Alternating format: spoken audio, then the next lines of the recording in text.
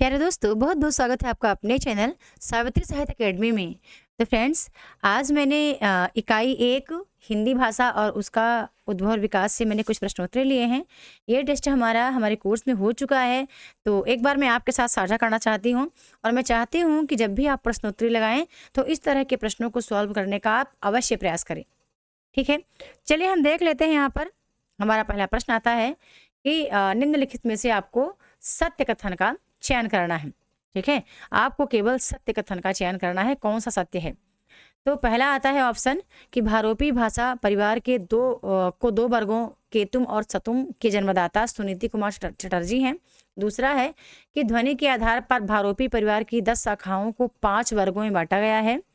तीसरा है कि द्रविड़ भाषा परिवार सबसे बड़ा भाषा परिवार है। चौथा है कि चीनी तिब्बती भाषा परिवार की भाषाएं भारत के 5 पूर्वोत्तर राज्यों में बोली जाती हैं। और पांचवा है कि विश्व की भाषाओं का आकृति मूलक वर्गीकरण सबसे पहले प्रोफेसर स्लेगल ने किया था। अब यहाँ पे आपको चयन कर लेना है। ठीक है, एक बार आप वीडियो को पॉज करके आप पहले अपना आंसर चयन करने का प्रयास भी करना कि आप क्या लगाना चाह रहे हैं। ठीक है, यहाँ पे ऑप्शन में दिया गया है ABC, AC, केबल E या फिर CDE। ठीक है, और आपको चयन क्या करना है, आपको चयन करना है क्या, आपको सत्य का चयन करना है ना। तो यहाँ पे आप देख पा रहे हैं कि जो हमारा यहाँ पे कथन है तो A नंबर हमारा सत्य नहीं है। ठीक है, दूसरा भी आपको पता है कि ध्वनि के आधार पर जो भारोपी परिवार की 10 शाखाएं हैं उनको 2 वर्गों में बांटा गया है। ठीक है, न कि 5 वर्गों में। तीसरा है कि द्रविड़ भाषा परिवार सबसे बड़ा भाषा परिवार नहीं है, जबकि आर्य भाषा परिवार सबसे बड़ा भाषा परिवार है। फिर तीसरा आता है कि चीनी तिब्बती भाषा परिवार की भाषाएं भारत के 5 पूर्वोत्तर राज्यों में नहीं बल्कि 7 पूर्वोत्तर राज्यों में बोली जाती हैं। ओके, हमारा केवल ई नंबर जो है वो सही है। मात्र विश्व की भाषाओं का आकृति मूलक वर्गीकरण सबसे पहले प्रोफेसर स्लेगल ने किया। तो केवल ई हमारा यहाँ पे 3 नंबर करेक्ट आंसर है। चलते हैं आगे, चलते हैं। अगला प्रश्न हमारे पास निकल के आता है। प्रश्न है कि भाषा के संबंध में हमें फिर से असत्य कथन का चयन करना है। सॉरी, लाइट बहुत प्रॉब्लम कर रही, सच बता रही मैं। ठीक है, भाषा के संबंध में असत्य कथन का चयन करना है। तो हम क्या देख रहे हैं, यहाँ पे ऑप्शन है, यहाँ पे कूट में दिया गया है, आपको कूट में चयन करना है और अधिकतर आपको इसी तरह के प्रश्नों का को प्रैक्टिस करना है।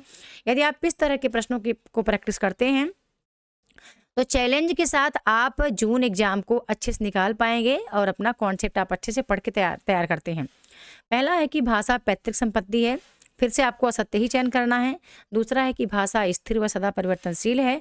तीसरा है कि भाषा की सीमा एक भौगोलिक सीमा होती है। चौथा है भाषा विचारों और भावों को लिपि संकेतों के माध्यम से व्यक्त करने का एक साधन है। यहाँ पे ऑप्शन दिया गया है ABCD, ABD और CD। आपको पता है कि भाषा पैतृक नहीं बल्कि अर्जित संपत्ति है। फिर आपको यह भी पता है कि भाषा परिवर्तनशील तो है बट भाषा स्थिर नहीं है। ठीक है, स्थिर सी यहाँ जो मैंने रखा है जानबूझ के रखा था बस परखने के लिए आपको।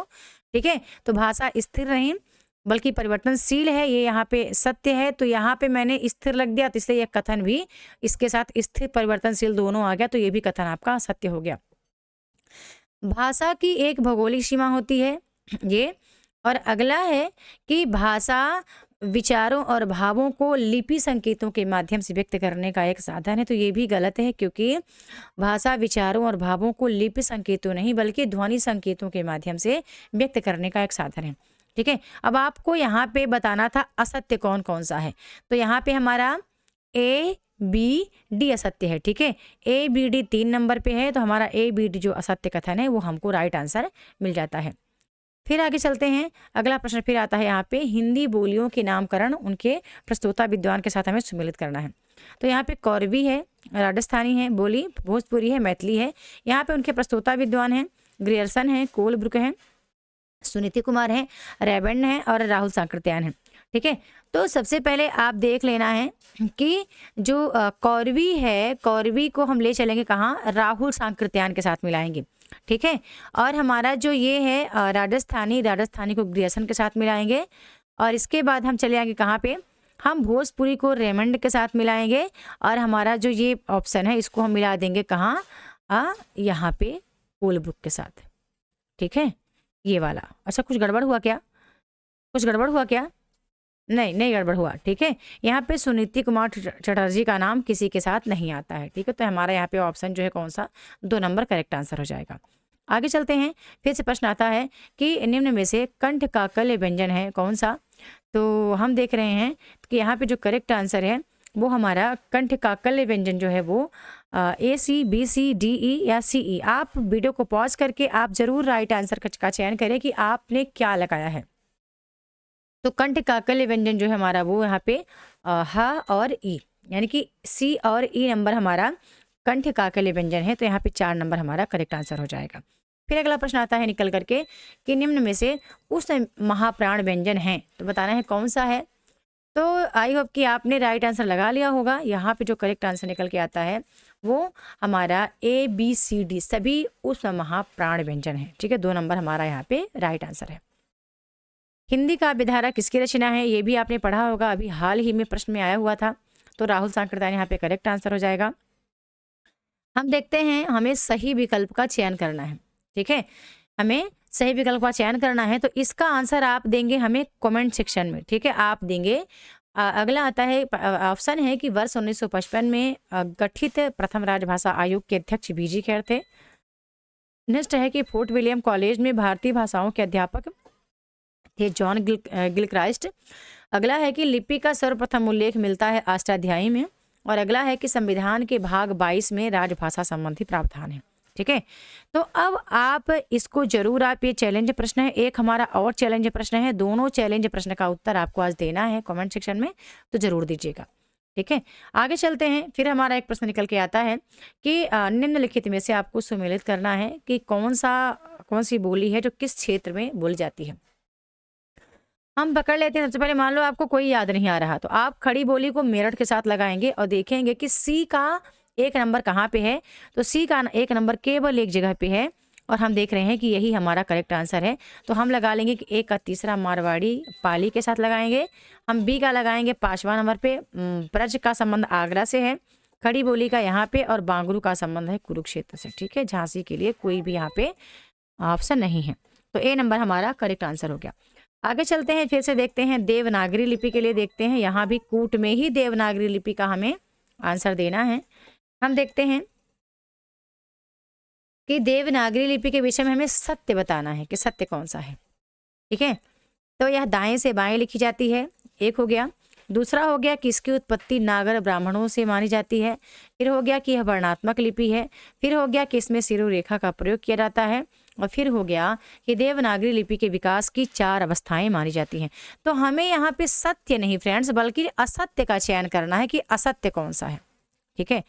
तो पहला असत्य हो गया कि यह दाएं से बाएं लिखी जाती है, असत्य है, क्योंकि यह दाएं से बाएं नहीं बल्कि बाएं से दाएं लिखी जाती है। तो हमारा A ऑप्शन जो है वो असत्य है। और हमारा E ऑप्शन भी असत्य है, क्योंकि देवनागरी लिपि के विकास की 4 अवस्थाएं नहीं बल्कि लिपि के विकास की 4 अवस्थाएं मानी जाती हैं, ठीक है। देवनागरी नहीं बल्कि लिपि के विकास की 4 अवस्थाएं मानी जाती हैं, ठीक है। तो ये हमारा यहाँ पे A और E जो है वो सही विकल्प है, ये ऑप्शन करेक्ट नहीं है। फिर हम आ जाते हैं अगले प्रश्न की ओर, और जहाँ पे हमें बताना है करेक्ट आंसर फिर से, ठीक है। प्रश्न आता है कि भारतीय संविधान में किन अनुच्छेदों में राजभाषा संबंधी प्रावधानों का उल्लेख है। तो अनुच्छेद 343 से 351 करेक्ट आंसर है। फिर से हमारा एक यहाँ पे प्रश्न आता है, बड़ा ही बेहतरीन प्रश्न है, हम देख लेते हैं। यहाँ पर बताना है, सही विकल्प का फिर से चयन करना है कि अनुच्छेद 350 क में कहा गया है कि भाषाई अल्पसंख्यकों के लिए प्राथमिक स्तर में मातृभाषा में शिक्षा देने की व्यवस्था है।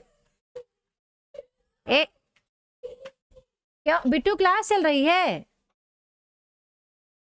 वंशिका बाहर जाओ यार, सॉरी फ्रेंड्स, जल्दी से बाहर चलो, बाहर निकलो पहले, हाँ बाहर जाओ, सॉरी।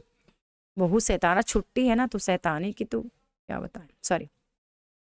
हम देख रहे हैं कि अनुच्छेद 300 क में कहा गया है कि भाषाई अल्पसंख्यकों के लिए प्राथमिक स्तर में मातृभाषा में शिक्षा देने की व्यवस्था की जाए। फिर कहा गया है अनुच्छेद 351 में कि हिंदी भाषा को विकसित करने के लिए इसके प्रसार का प्रावधान करता है ताकि यह भारत की मिश्रित संस्कृति के सभी तत्वों के लिए अभिव्यक्ति के माध्यम के रूप में कार्य कर सके। अगला है कि अनुच्छेद 347 कहा गया है किसी राज्य की आबादी का एक बड़ा हिस्सा उनके द्वारा बोली जाने वाली किसी भी भाषा का उपयोग करना चाहता है तो उस राज्य द्वारा मान्यता प्राप्त राष्ट्रपति के निर्देशानुसार कर सकता है। या चौथा कहा गया है कि अनुच्छेद 350 खा में कहा गया है कि भाषाई अल्पसंख्यक वर्गों के लिए एक विशेष अधिकारी होगा जिसे राष्ट्रपति नियुक्त करेगा। यह सभी कथन सत्य हैं। तो आपकी जानकारी के लिए बता दूं, यहाँ पे जितने विकल्प हैं सभी कथन सत्य हैं। फिर से आता है अपभ्रंश के लिए आपको महत्वपूर्ण बताना है। अपभ्रंश भाषा की महत्वपूर्ण विशेषता नहीं है। कौन सा नहीं है आपको बताना है यहाँ पे कि अपभ्रंश को उकार बहुला भाषा कहा गया है। फिर सभी स्वरों का अनुनासिक प्रयोग अपभ्रंश में होने लगा था।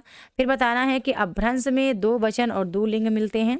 फिर बताना है कि अपभ्रंश में विभक्तियों के स्थान पर स्वतंत्र परसर्गों का प्रयोग होने लगा था। ठीक है, यह सभी कथन सत्य हैं। तो यहाँ पे जो करेक्ट आंसर है वो ई नंबर ही है कि सभी कथन यहाँ पे सत्य हैं।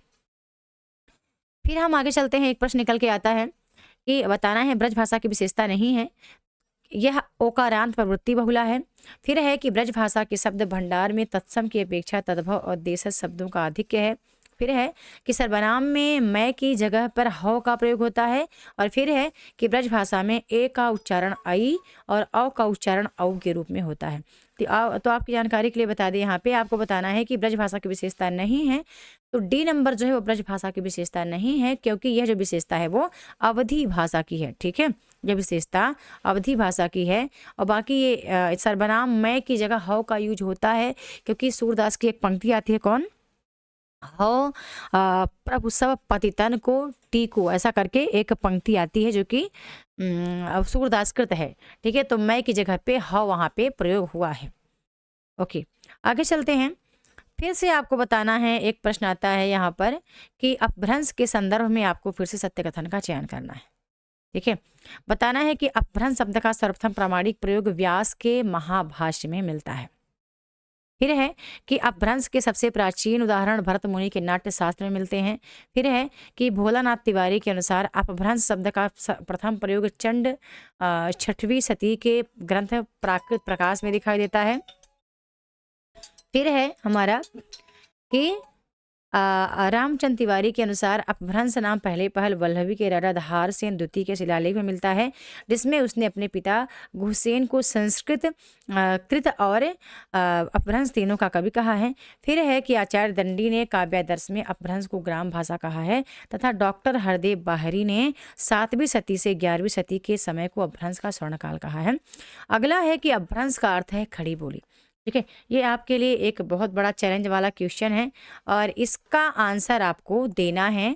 ठीक है, कमेंट सेक्शन में कि ACD सही है या CDE सही है या केवल B सही है या सत्य कथन सभी हैं। ठीक है, आपको यहाँ पे सत्य कथन का चयन करना है। एक बार ध्यान से आप देख लीजिए, इसका आप स्क्रीनशॉट जरूर लीजिए। और ये सबसे बड़ा चैलेंज प्रश्न है, आपको बताना है यहाँ पे कौन सा कथन यहाँ पे सही है। ओके, आगे चलते हैं। ब्राह्मी लिपि की कितनी शैलियां हैं? तो 2 शैलियां हैं, उत्तरी ब्राह्मी, दक्षिणी ब्राह्मी। अगला आता है फिर से कि निम्न कथनों पर आपको फिर से विचार करना है। ठीक है, कि उच्चारण की दृष्टि से भाषा की लघुत्तम इकाई शब्द है, फिर सार्थकता की दृष्टि से भाषा की लघुत्तम इकाई शब्द है, या व्याकरण की भाषा की व्याकरणीय योग्यता प्राप्त लघुत्तम इकाई पद या रूप है, या भाषा की पूर्ण सार्थक इकाई वाक्य है। ठीक है, तो यहाँ पे हमारा जो करेक्ट आंसर है वो 2, 3, 4 ही यहाँ पे सही है। फिर से बताना है निम्नलिखित में से तद्भव शब्द का चयन करना है आपको। तो यहाँ पे कौन सा तद्भव है? तो कर्ण, काक, कंकड़, को कपूत। बहुत ही आसान सा प्रश्न है, इसका जरूर आप आंसर लगाइएगा कि इसमें से कौन सा सही है। आगे चलते हैं। निम्नलिखित में से जातिवाचक संज्ञा का चयन करना है। तो आई आपको सबको पता होगा, क्योंकि जातिवाचक संज्ञा क्या है, यहाँ पे उपमन है। ठीक है, उपमन जातिवाचक संज्ञा है, बाकी सभी क्या है, सभी व्यक्तिवाचक संज्ञा है। ठीक है, जापान, हिमालय, गीता, ये सब व्यक्तिवाचक संज्ञा है। आगे चलते हैं। चिड़िया ने तिनकों से अपना घोंसला बनाया, निम्नलिखित में से कौन सा कारक है? तो यहाँ पे संप्रदान कारक है, क्योंकि चिड़िया ने घोंसला किससे बनाया है? तिनकों से बनाया है। कर्ता ने कर्म को करण से के द्वारा, यानी किसके द्वारा? तो तिनकों के द्वारा, तो से के द्वारा। ठीक है, ओके। तो यहाँ पे डी नंबर हमारा राइट आंसर है। अब क्रिया के संदर्भ में आपको सत्य असत्य कथन का चयन करना है। कैसे? यहाँ की बताना है कि क्रिया का प्रयोग सामान्यतः वाक्य के प्रारंभ में किया जाता है। क्रियाएं एक या एक से अधिक शब्दों की हो सकती हैं। कर्म के आधार पर क्रिया के 2 भेद हैं और रचना के आधार पर क्रिया के 5 भेद होते हैं। ठीक है, तो हम देख रहे हैं कि यहाँ पे जो हमारा करेक्ट आंसर है वो ये है ए नंबर की क्रिया का प्रयोग सामान्यतः वाक्य के प्रारंभ में होता है। तो ये गलत है। क्यों? क्योंकि यहाँ पे क्रिया का प्रारंभ से वाक्य के अंत में किया जाता है। ठीक है, ये हमारा यहाँ पे असत्य कथन है, ए नंबर। फिर से एक प्रश्न आता है, बताना है कि सौरसेनी अपभ्रंश पश्चिमी हिंदी, ब्रजभाषा, खड़ी बोली, कन्नौजी, बांगरू, बुंदेली, ये सही है। क्योंकि आपको असंगत बताना है, कौन सा असंगत है। फिर दूसरा है कि राजस्थानी हिंदी, इसका उद्भव राजस्थानी हिंदी, मारवाड़ी, मालवी, मेवाती, जयपुरी, ये सही है। या अर्धमागधी अपभ्रंश पूर्वी हिंदी, अवधी, बघेली, छत्तीसगढ़ी, ये सही क्रम है। या मागधी अपभ्रंश बिहारी हिंदी, भोजपुरी, मगही, मैथिली, ये क्रम सही है।